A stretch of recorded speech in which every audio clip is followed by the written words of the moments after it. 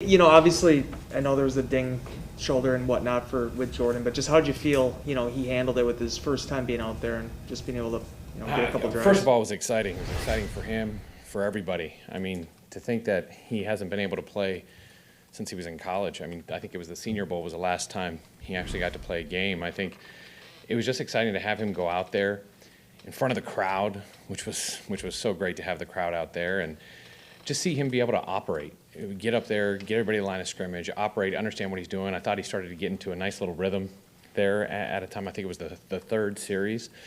So, he made some good plays, and I think he took a couple shots too, which for a quarterback that's always important because, we obviously protect them during practice, and for him to hang in there and deliver some really nice, accurate balls was great. And it's just one of those things that he can build on now and move forward. And he finally got that first NFL game out of his system.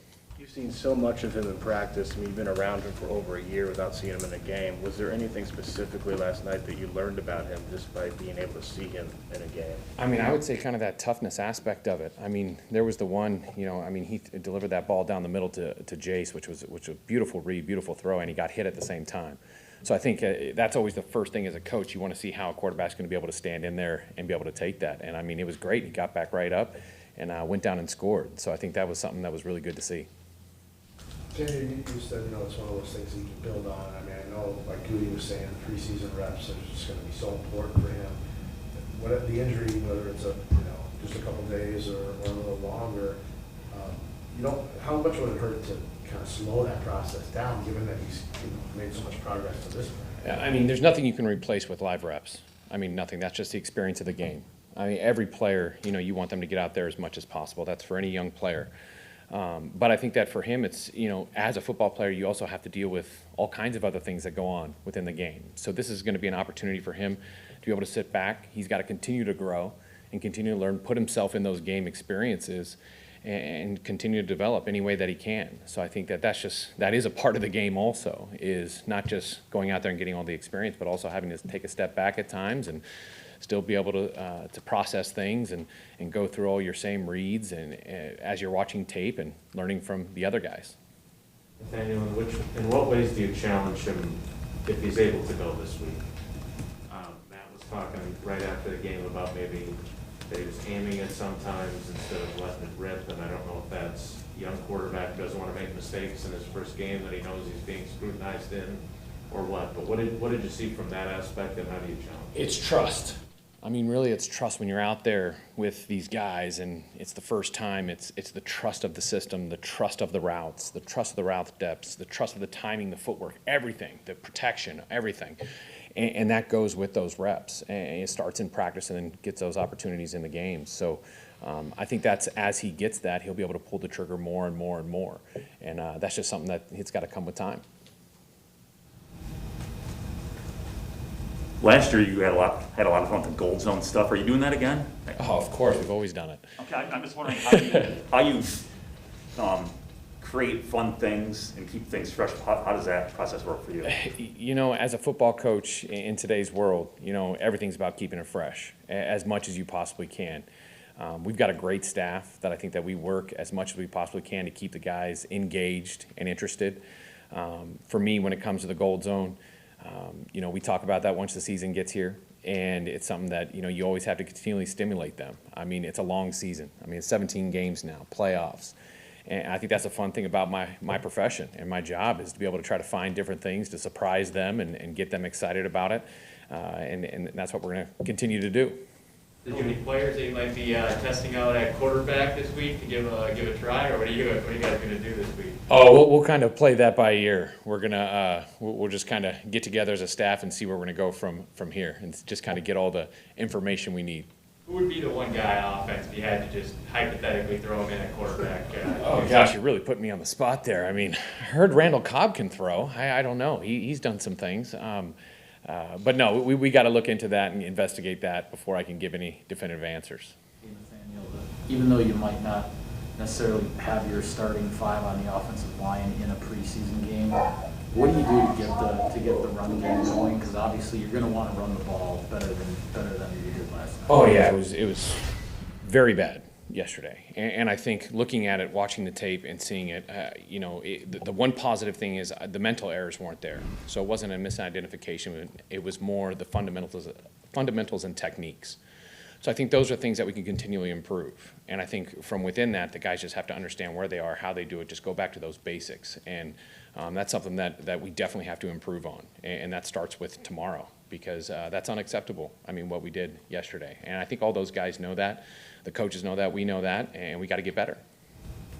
So many of your players, here and former, talk about how valuable your one-on-one time is with them. What is something that you try to instill no matter, what position they're at as their coordinator? I think, my style as a coach, the way I look at it is, I want to connect with those guys personally. I mean, it's about the man as much as his potential. And I think as you work with each individual guy, everybody's different. And it's about finding out how they operate, how they listen, being able to, as a coach, listen to them, find out what they're doing. So I think that's so important. And I really love doing that, because every single experience you have with each player is so different.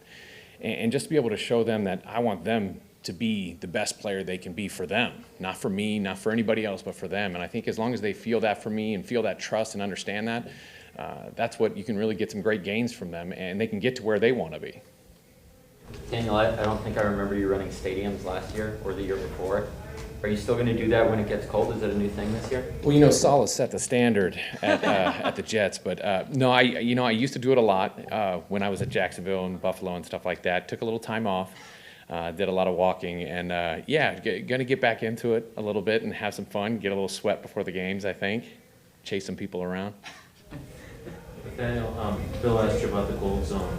I'm assuming you're too busy to be watching Hard Knocks, but apparently McCarthy has the mojo moment. Is that a copyright infringement? It was funny. I have not received that many texts in a long time about that, and I was wondering where he got that. I didn't know he was a fan of Austin Powers, but no, I'm not sure where that came from. He's got the mojo thing. We got something a little different. So. Did you know, because of his relationship with your dad, did you know him when you were a kid? Yes, I did. Actually, he took me on my first roller coaster when I was when he used to watch over me when I was a kid. So I've known Coach McCarthy for a long time. Great man, and but yeah, a lot of history. Actual football question: what did you think of what Jace did? And I know you've got a lot of tight ends you really like. How were you challenging him to kind of really compete with that group that you're excited about? Yeah, I think he had a great opportunity yesterday to get a lot of reps. And I think for him, like everybody, it's about as much experience as you can get. He had that great catch right down the middle, which I thought was awesome. He ran a near perfect route. And for Jace, it's just being able to do those little things, those detailed-oriented things within the system. And I think he just needs to continue to develop in that. So this roller coaster, where was this? Kennywood, laser loop. Yeah, back in Pittsburgh, when we were in Pittsburgh, when I was probably about 9 years old or something like that. Does amusement park still exist? But yeah, I believe Kennywood's still there. Had the Steel Phantom, a lot of good ones. Getting back to the fun stuff, well, that was fun too. We love the fun stuff. That's why we're all here. We're getting close to the football game, guys. This is awesome. Is that something you do during the summer? Is brainstorm things to stimulate guys, or is that something that just kind of happens in a moment? Like something will happen and say, hey, we can use this, or I can play off of this down the road, or? That's a great question. I think it's a little bit of everything. There's some things that I'll do during the summer. It could be trips, anything like that. I always want the guys to be surprised. I'm always thinking about getting the gold. I mean, everybody should be. But I think that, we do stuff during the week. All of a sudden, something will hit me. People will volunteer. There's all kinds of fun things that you can do and get to get the guys riled up. Nathaniel, have you and Aaron and Matt talked yet about kind of how you approach the joint practices? I know it seemed like the quarterback's biggest complaint last time was that you just ran a bunch of vanilla stuff and you didn't run your actual stuff because of Pagano, et cetera. Is that a conversation you guys will have this week? I mean, of course, yes, we will. I think, we're really lucky because the staff that's coming in here, a lot of us are very close to. We know a lot of people, a lot of mutual friends, a lot of people that I've coached with, Matt's coached with. Obviously, he's got a lot of connections. I've coached with Solid before, Coach Benton, Rudy, White Cotton. There's all kinds of people that are there that I know. So I think it's going to allow us to do probably a little bit more.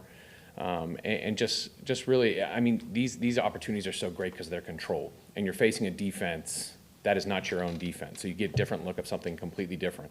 So I think it's just so awesome for all the players to get a different look instead of having to go against the same defense over and over, and you kind of find your ways to attack it, and then you can't do some other things that you might want to. So I think we'll kind of look into it and make sure we don't do too much, but we do enough to be able to get some couple different looks for that defense. One more, and then we're going to go to Zoom. Nathaniel, you relay plays into Jordan every day in practice, but how did he function, in the communication aspect, last night, make sure alignment was right, checks if he had to make any of those kinds of things? Good. I think he only had one or two kind of major deals that popped up. But besides that, I mean, I thought it flowed really well. I thought he was really good getting in and out of the huddle. Matt gave him the play, and he was in there, able to communicate that to the guys, which is half the battle, is just to be able to get in there and speak it confidently. And that's something he's always done a really good job at, even in practice. I try as much as I can to hear how he communicates to the guys. I think that's something that he excels at. But I think that from an execution standpoint of just getting up there, going operation, he did some good things. And even when there were some things that we didn't understand why he did it, he had great explanations for it and why he decided to do that. And that's another good positive sign. Nathaniel, real quick, sorry I burned that question on the roller coaster guy. We've asked you all these questions about Love. What did you think of what Banker did? He came out and he was slinging it right away. What did you think? He was slinging it, wasn't he? He did some good stuff. I think with Kurt, he's just got to get more comfortable in the pocket. And continue to deliver the ball the way he was, because there were some really good things that he did. And then, those errors that he had, the error at the end of the game when he threw the interception, just, he's feeling confident, feeling good, and understand there's still, even no matter how good you're feeling, if it's not perfect, let's just move on to the next play and throw it away. So that's a good learning experience for him. Sarah, let's go to Zoom.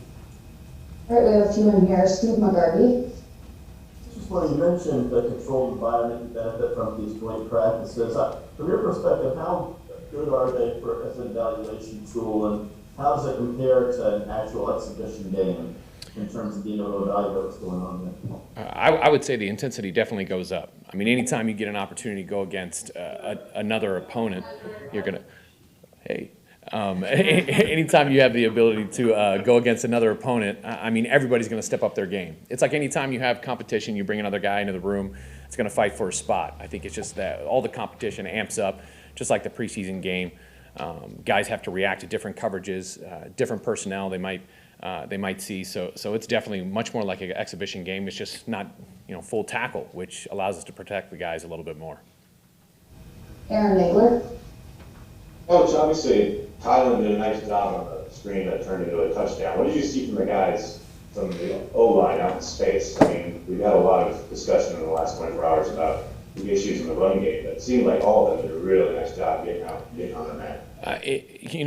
That specific play was interesting because for us as coaches, the new rule that there's not going to be any cutting, it was really good to see those guys get out on the perimeter and be able to get to those skill positions and get their hands on them and push them out. So I think that was really good to see. And so them in space for that screen was great, and that's something we need to amp up.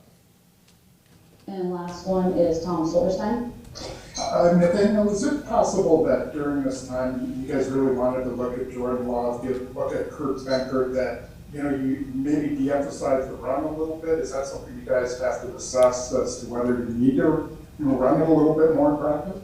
I think every time you play a different opponent, you have to adjust and make some, change what you might have had going into the game plan. And in this case, they put a lot of people in the box, gave us some opportunities to throw the ball. And so I think that it gave us that chance to get the ball down the field. So we wanted to sling it around a little bit and try to run it versus advantageous looks. And that's just kind of how the game played out and how they defended us.